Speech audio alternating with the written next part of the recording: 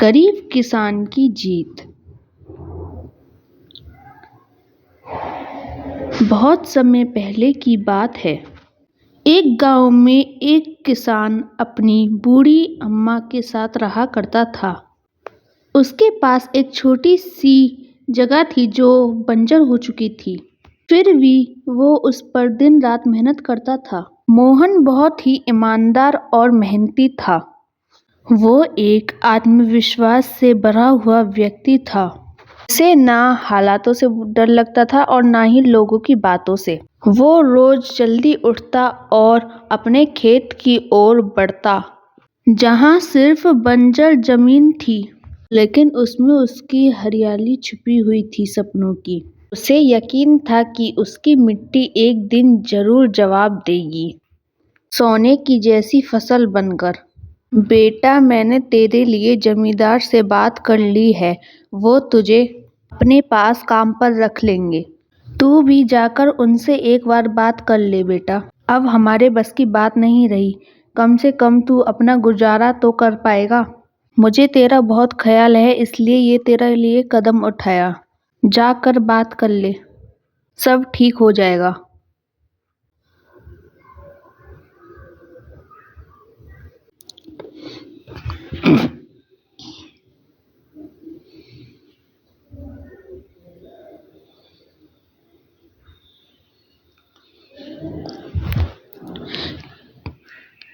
क्या अम्मा, तुमने क्यों बात की वहाँ पर?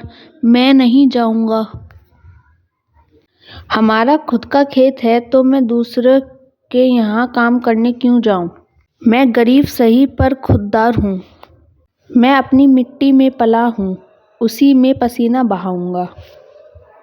चाहे जितनी भी मुश्किल हो अम्मा, मैं उस पर ही मेहनत करूँगा। किसी और की नौकरी नहीं करूँगा। अरे मोहन, तू उस बंजर जमीन में क्या उगाएगा तू? वो जमीन तो बिल्कुल बेकार हो गई है बेटा। ना उसमें नमी बची है और ना ही जान। तू अपनी जिंदगी ऐसे ही जाया कर देगा। तू मेरी बात मान ले, वो जमींदार कम से कम तुझे रोज की रोटी तो देगा। अपनी जिद छोड़ दे बेटा, तू थक जाएगा पर वो जमीन तुझे कुछ नहीं देगी।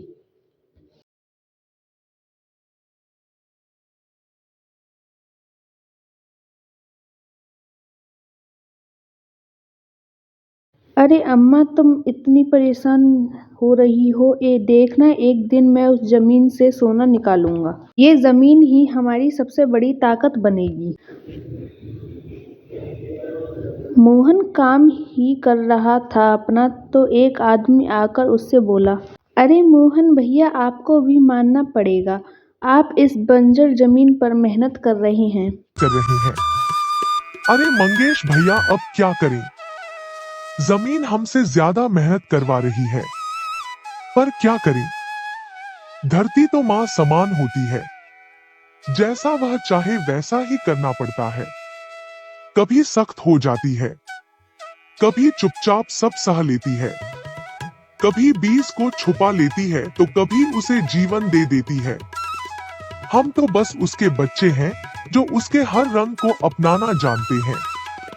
थक तो जाते हैं भैया, पर जब मिट्टी की खुशबू आती है ना, तो सारी थकान उतर जाती है। उम्मीद है यह माँ हमें खाली हाथ नहीं लौटाएगी। बस थोड़ा और सब्र, थोड़ा और विश्वास। आप जैसा मूर्ख तो मैंने आज तक नहीं देखा भैया। क्या सोचते हो आप? दुनिया कहां से कहां पहुंच गई, और आप अब भी उसी बंजर जमीन से उम्मीद लगाए बैठे हैं। मोहन के पास उस आदमी की बातों का कोई जवाब नहीं था। वह वहां से अपने घर चला जाता है। जब दोपहर को मोहन थक हार कर घर पहुंचता है तो देखता है कि माँ बुझे हुए चूल्हे के पास चुपचाप बैठी है। क्या हुआ अम्मा? तुम ऐसे क्यों बैठी हो? खाना क्यों नहीं बनाया? क्या बात है? बेटा, चूल्हा जलाने के लिए लकड़ियाँ नहीं है, इसीलिए चूल्हा कैसे जलेगा? बस इतनी सी बात है अम्मा। मैं अभी जाकर ले आता हूँ लकड़ियाँ। मोहन लकड़ियाँ लाने जंगल चला